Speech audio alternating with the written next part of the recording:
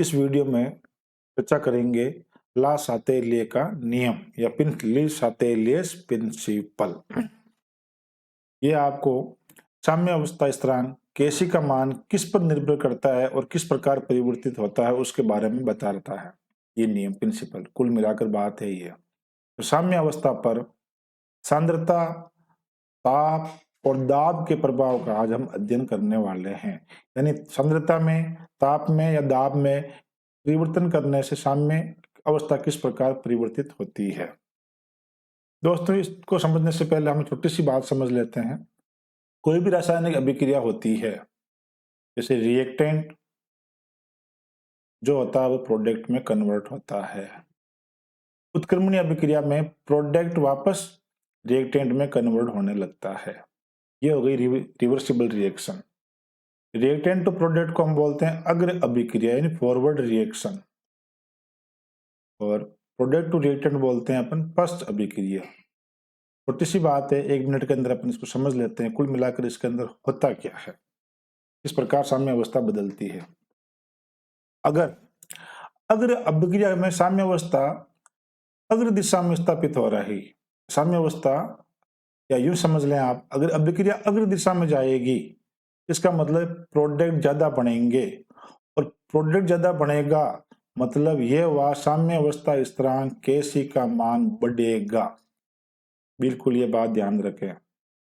यदि अभिक्रिया पश्च दिशा में स्थापित हो रही है या साम्य अवस्था पश्च दिशा की ओर स्थापित हो रहा है, इसका मतलब यह हुआ कि रिएक्टेंट ज्यादा बनेंगे, और रिएक्टेंट ज्यादा बनेंगे मतलब क्या हुआ कि केसी का मान घटेगा।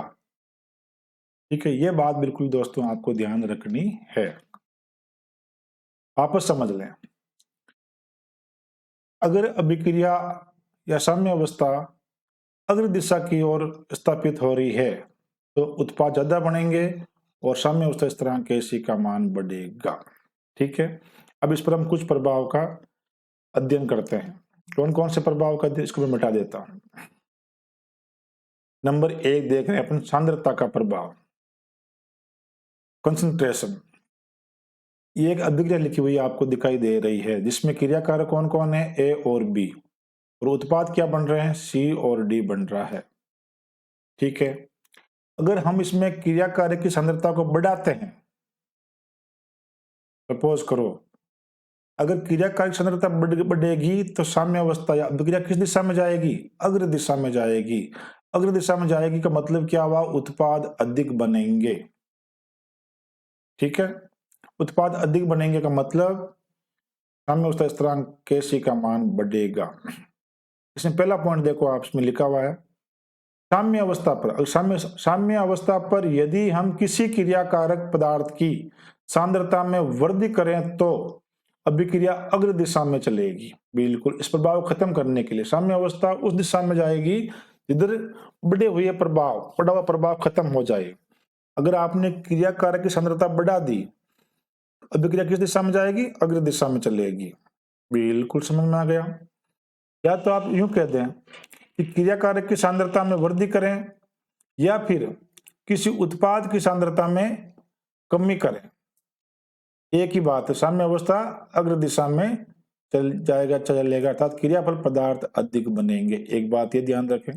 दूसरी बात, यदि उत्पाद की सांद्रता बढ़े या क्रियाकारक पदार्थ की सांद्रता में क्या करें, कमी करें, तो साम्य किधर जाएगा, साम्य अवस्था प्रतिप दिशा में चलेगी। टाइपिंग मिस्टेक हो गई। ठीक है दोस्तों, ये होगा सांद्रता का प्रभाव। वापस समझ लें एक बार, छोटी सी बात है, कोई बड़ी बात नहीं है। अगर क्रियाकारक की सांद्रता बढ़ाओगे तो साम्य अवस्था या अभिक्रिया किस दिशा में चलेगी, अग्र दिशा में चलेगी। अभिक्रिया अग्र दिशा में कब चलेगी, दो कंडीशन ध्यान रखें, या तो क्रियाकारक की सांद्रता बढ़ाने पर या क्रियाफल पदार्थ या उत्पाद की सांद्रता घटाने पर।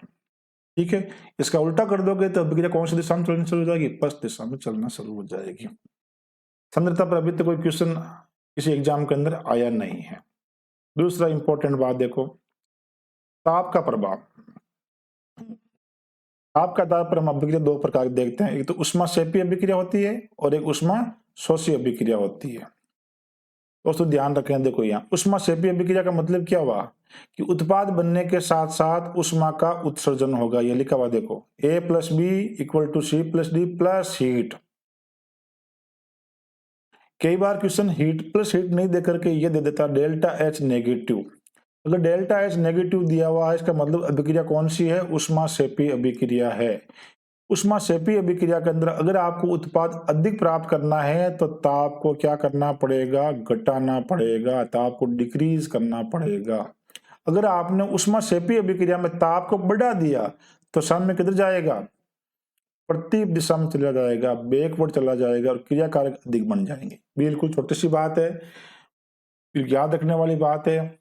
अगर प्लस हीट नहीं दे रखा हो, डेल्टा H नेगेटिव दे दिया तो समझना उष्मा सेपी अभिक्रिया, और यदि डेल्टा H पॉजिटिव दे दिया तो उसका मतलब आप क्या समझोगे? उष्मा शोषी अभिक्रिया। इस अभिक्रिया में उष्मा का अवशोषण हो रहा है, यानी उष्मा घट रही है। और उष्मा शोषी अभिक्रिया में ताप बढ़ाने पर साम्य किस दिशा में जाएगा? अग्र दिशा में जाएगा, यानी अधिक उत्पाद बनेंगे। एक तो आपको यह ध्यान रखना है कि जो एग्जाम में क्वेश्चन आता है उसमें डेल्टा H का मान पॉजिटिव या नेगेटिव के रूप में लिखा हुआ होता है। तब आपको यह देखना है कि डेल्टा H नेगेटिव है, इसका मतलब उष्मा सेपी अभिक्रिया है, और ऐसी अभिक्रिया में अधिक उत्पाद बढ़ाने के लिए ताप को घटाना पड़ेगा।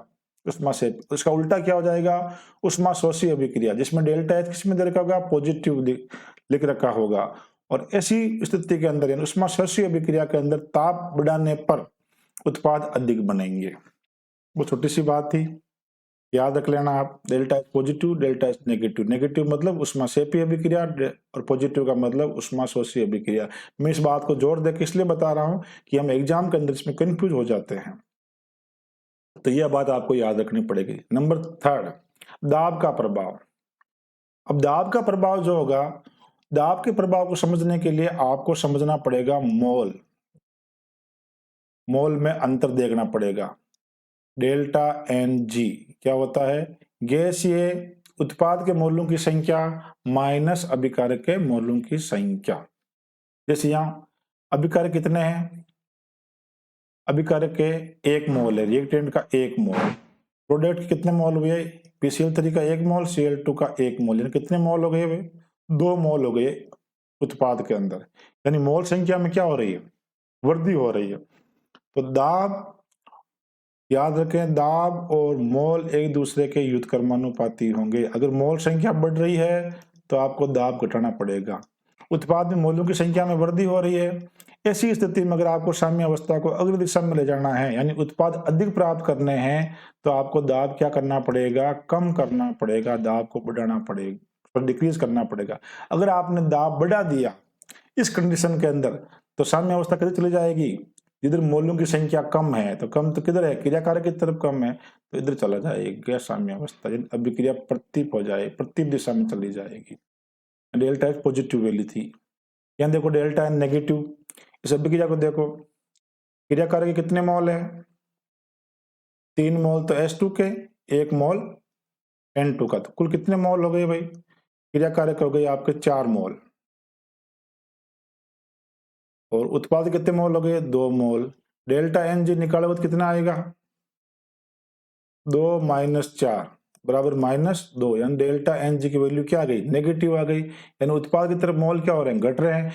अगर उत्पाद दाब बढ़ाओगे तो साम्य अवस्था किधर जाएगी? जिधर मोलों की संख्या घट रही है। तो मोलों की संख्या किधर घट रही है? उत्पाद की तरफ, तो साम्य अवस्था अग्र दिशा में स्थापित हो जाएगी। बस छोटी सी बात थी। नेक्स्ट अभी कुछ क्वेश्चन आएंगे, उस पर हम समझ लेंगे किस प्रकार से होता है। एक ध्यान रखना, अक्रिय गैस के योग का प्रभाव। किसी साम्य अवस्था में अगर आप अक्रिय गैस मिलाते हो, किसी अभिक्रिया की साम्य अवस्था में अगर अक्रिय गैस मिलाते हो, तो ध्यान रखें अगर आयतन स्थिर है तो अक्रिय गैस मिलाने पर साम्य अवस्था पर कोई प्रभाव नहीं पड़ेगा, अपरिवर्तित रहेगा, साम्य अपरिवर्तित रहता है। लेकिन ध्यान रखें आयतन क्या रखेगा? स्थिर है। तो आयतन और दाब स्थिर रहेगा तो साम्य अवस्था पर अक्रिय गैस मिलाने का कोई प्रभाव नहीं पड़ता है। उत्प्रेरक का प्रभाव इंपॉर्टेंट है, यह भी। उत्प्रेरक का साम्य अवस्था पर कोई प्रभाव नहीं पड़ता है, नो इफेक्ट। किस पर? साम्य अवस्था पर। किसका? उत्प्रेरक का। तो क्या करता है उत्प्रेरक? उत्प्रेरक अग्र अभिक्रिया और पृष्ठ अभिक्रिया की वेग को बढ़ा देता है समान रूप से, यानी अभिक्रिया कम समय में पूर्ण हो जाएगी, लेकिन साम्य अवस्था पर कोई प्रभाव नहीं पड़ेगा। यह था ली-सातेलिय प्रिंसिपल, जो हमें साम्य अवस्था के ऊपर ताप, दाब, सांद्रता के प्रभाव को बताता है। अब ये टॉपिक जो है हमारे कुछ प्रीवियस ईयर के क्वेश्चन आए हुए हैं, वो देखने पर बिल्कुल एकदम क्लियर हो जाएगा आपको टॉपिक। बिल्कुल आराम से समझें, चिंता नहीं करें, आराम से समझ में आ जाएगा, कोई बहुत बड़ी बात नहीं है। ये लैब असिस्टेंट का एग्जाम हुआ था 28/6/2022 को, उसमें ये क्वेश्चन आया था। एक अभिक्रिया दे रखी है और क्वेश्चन क्या पूछ रहे थे, इंग्लिश में आप रीड कर लें, इंग्लिश मीडियम वाले स्टूडेंट, हिंदी में बता देता हूं मैं इस क्वेश्चन को। एक समीकरण दे रखा है, देखो आप इस समीकरण में A2 गैस, B2 गैस और AB2 गैस, सब गैस दे रखा है। A2 के 1 मोल ही है, या कोई दे रखा तो 1 मोल ही है, मतलब नहीं दे रखा मतलब 1 मोल। B2 के ये 2 मोल, ये बैठे यहाँ पर देखो लिखे हुए स्पष्ट, AB2 के 2 मोल। यह नोट करें, प्लस हीट दे रखा है, देखो प्लस हीट का मतलब क्या हुआ, ये कौन सी अभिक्रिया हो गई, प्लस हीट दे रखा मतलब ये ऊष्माक्षेपी अभिक्रिया हो गई। ऊष्माक्षेपी अभिक्रिया के लिए याद रखें दोस्तों, डेल्टा H की वैल्यू नेगेटिव होती है। अभी हमने देखा था ऊष्माक्षेपी अभिक्रिया में अगर आप ताप बढ़ाओगे तो साम्य किधर जाएगा, प्लस दिशा में चला जाएगा। क्वेश्चन क्या कह रहा है, साम्य अवस्था बाईं तरफ स्थानांतरित हो जाती है। ये साम्य अवस्था को किस तरफ स्थानांतरित कर रहा है, बाईं तरफ। बाईं तरफ बोले तो अभिकारक की ओर, यानी प्रति प्लस दिशा में कर रहा है। कब, ऊष्माक्षेपी अभिक्रिया है, ताप बढ़ाएंगे तो साम्य अवस्था बाईं तरफ स्थानांतरित हो जाएगी। ताप को बढ़ाना होगा, यहाँ देखो ताप घटाना लिखा हुआ है, तो ये ऑप्शन हमारा गलत हुआ। ऑप्शन नंबर डी, इसमें भी ताप घटा रहा है, तो ये भी गलत हो गया। 2 ऑप्शन तो ऐसे कट गए हमारे।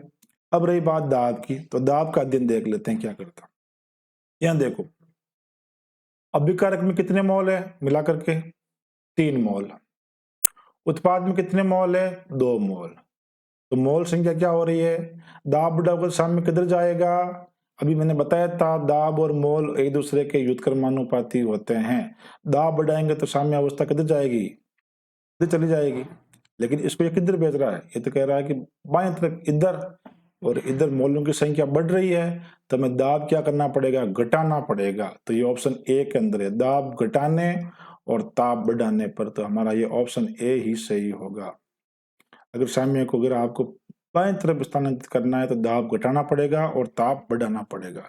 अगर यही क्वेश्चन पूछ लेता कि हमें अधिक उत्पाद प्राप्त करने के लिए क्या करना होता, तो उल्टा करना होता। ऊष्माक्षेपी अभिक्रिया है तो ताप को हम घटाते और दाब को बढ़ा देते, क्योंकि मोलों की संख्या घट रही है। नेक्स्ट क्वेश्चन पे देखते हैं अपन, ये भी कोई प्रीवियस ईयर एग्जाम के अंदर आया हुआ आरपीएससी का, 29/6/2022 को पेपर हुआ, ये लैब असिस्टेंट का, उसके अंदर आया हुआ ये क्वेश्चन। देखते हैं क्वेश्चन क्या है। नाइट्रोजन और हाइड्रोजन से अमोनिया के निर्माण में उष्मा निकलती है। उष्मा निकलती है मतलब कौन सी अभिक्रिया हो गई, ऊष्माक्षेपी अभिक्रिया हो गई। ये आपको समझ में आ गया होगा अब तो। ऊष्माक्षेपी अभिक्रिया होगी, और ऊष्माक्षेपी अभिक्रिया के अंदर आपको पता ही है अभिक्रिया क्या, ऊष्माक्षेपी अभिक्रिया है। अमोनिया के निर्माण में ताप का बढ़ाना, तो ताप को बढ़ाना है तो साम्य किधर जाएगा, प्लस दिशा में। अमोनिया के निर्माण में सहायक है, नहीं भाई बिल्कुल नहीं है। ताप बढ़ेगा तो साम्य तो प्लस दिशा में स्थानांतरित हो जाएगा।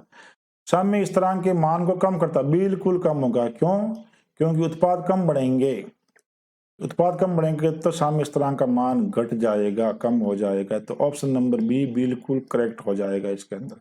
साम्य स्थिरांक के मान को बढ़ाता है, नहीं बिल्कुल गलत हो गया। हम इस तरह का मान कब बढ़ेगा, जब उत्पाद ज्यादा बढ़ेगा, या तो उत्पाद ज्यादा बढ़ेगा नहीं, क्योंकि ऊष्माक्षेपी अभिक्रिया फिर ऊपर से ताप को बढ़ा रहा है, तो साम्य अवस्था तो बैकवर्ड हो जाएगा। अमोनिया के निर्माण में सहायक है, नहीं बिल्कुल बात गलत है। अमोनिया के निर्माण में सहायक तो क्या है, ताप को कम करना सहायक होगा अगर ऊष्माक्षेपी अभिक्रिया है तो। इसीलिए इसके अंदर ऑप्शन नंबर बी ही करेक्ट हो जाएगा। बिल्कुल आसान सा क्वेश्चन था ये। नेक्स्ट देखो, ये क्वेश्चन थोड़ा घुमाया हुआ है, ध्यान से पढ़े। निम्नलिखित उत्क्रमणीय अभिक्रिया पर विचार कीजिए जो कि साम्य अवस्था में है। ठीक है, NO2 के 2 मोल है, गैसीय अवस्था के अंदर है और ये लिखा बुरी। यहाँ थोड़ा घुमाया हुआ है क्वेश्चन को, लेकिन आप आराम से समझ लें, कोई ज्यादा बड़ा लंबा चौड़ा क्वेश्चन नहीं है। N2O4 के 1 मोल बन रहा है। क्रियाकार के कितने मोल है? 2 मोल। उत्पाद के कितने मोल है? 1 मोल। ठीक है, क्रियाकारक तो है भूरे रंग का, ब्राउन कलर, और ये प्रोडक्ट जो है वो रंगहीन है, कलरलेस है। देखो यहाँ देखो, delta H equal to -57.2 kilo joule पर मोल। इससे आप क्या समझोगे? डेल्टा एच से नेगेटिव दे रखा, मतलब ये उष्मा सेपी अभिक्रिया है। कौन सी अभिक्रिया है? उष्मा सेपी अभिक्रिया। अगर क्वेश्चन दे रहा है, आपस देख लेते हैं क्वेश्चन, आप वापस देख लो, कट गया हो तो। निम्नलिखित उत्क्रमणीय अभिक्रिया पर विचार कीजिए जो कि साम्य अवस्था में इस प्रकार से। डेल्टा एच नेगेटिव उष्मा सेपी अभिक्रिया। अब देखो, उपरोक्त अभिक्रिया के संदर्भ में निम्नलिखित प्रेक्षणों पर विचार कीजिए। पहला क्या कह रहा? उष्मा सेपी अभिक्रिया है। अगर आपको उष्मा सेपी अभिक्रिया के अंदर अगर आपको अधिक उत्पाद प्राप्त करना है तो आप क्या करना पड़ेगा? घटाना पड़ेगा। पहला ऑप्शन देखें, ताप घटाने पर भूरे रंग की तीव्रता घटती है, यानी उत्पाद ज्यादा बनेगा, रंगीन हो जाएगा उत्पाद। ये बात तो बिल्कुल सही लग रही है एकदम। ऑप्शन बी क्या कह रहा है? दाब बढ़ाने पर ज्यादा N2O4 बनेगी। तो दाब बढ़ाओगे तो सामने किधर जाएगा? जिधर मोलों की संख्या कम हो रही है, तो मोलों की संख्या देख लो, अभिकारक में तो 2 मोल है, उत्पाद में 1 मोल है। दाब बढ़ाएंगे तो उत्पाद अधिक प्राप्त होगा, ये बात भी बिल्कुल सही है। ऑप्शन नंबर तीसरा देखो, सी कथन क्या कह रहा है? ताप बढ़ने के साथ साम्य अवस्था स्थिरांक केसी का मान घटता है। बिल्कुल सही बात है ये भी। क्यों? क्योंकि उष्मा सेपी अभिक्रिया है। डेल्टा एच नेगेटिव दे रखा है तो उष्मा सेपी अभिक्रिया है। उष्मा सेपी अभिक्रिया में हम ताप बढ़ाएंगे तो उत्पाद कम बनेगा, और उत्पाद कम बनेगा इसका मतलब साम्य अवस्था स्थिरांक का मान भी घटेगा। तो इसके अंदर तो ये तीनों ही ऑप्शन बिल्कुल मुझे सही लग रहे हैं। तो इसका उत्तर हो जाएगा ए, बी और सी सभी सही है। Option number 2 is correct answer. बिल्कुल, एक थोड़ा क्वेश्चन घुमाया हुआ था, कथन को आराम से पढ़ना था और सिंपल सा आंसर देना था। कोई बहुत बड़ी चीज नहीं थी इसके अंदर, भी मुझे कोई बड़ी चीज नहीं लगी। नेक्स्ट क्वेश्चन देखो, इंग्लिश के अंदर है, इंग्लिश मीडियम के स्टूडेंट है वो इसको देख लें। क्या क्वेश्चन है? ये भी किसी प्रीवियस ईयर क्वेश्चन किसी एग्जाम के अंदर आया हुआ है। 2HI equal to S2 plus I2 अभिक्रिया में आर्गन गैस मिलाने पर अक्रिय गैस हो गई। आर्गन क्या होती है? अक्रिय गैस होती है। अक्रिय गैस पता ही आप कौन कौन सी होती है? Helium, argon, neon, krypton, xenon, जो भी है। इसमें इसने आर्गन को मेंशन कर दिया, अक्रिय गैस नाम नहीं लिखा है। पर HI का वियोजन यानी उत्पाद बढ़ेगा क्या? तभी बताया था हमने आपको, अक्रिय गैस का प्रभाव नहीं होता है अगर क्या स्थिर दाब और स्थिर आयतन पर। रुक जाएगा? नहीं रुकेगा तो नहीं भाई। कम होगा आयतन पर, क्या स्थिर दाब पर बढ़ेगा और आयतन पर कम होगा? गलत। बढ़ेगा, गलत। क्या है? स्थिर दाब स्थिर आयतन दोनों पर अप्रभावित रहेगा। बिल्कुल सही। अभी हमने आपको बताया ही था कि स्थिर दाब और स्थिर आयतन पर अक्रिय गैस का साम्य अवस्था पर कोई प्रभाव नहीं पड़ता है। तो ऑप्शन नंबर 4 आपका सही होने वाला है। Thank you so much for watching video.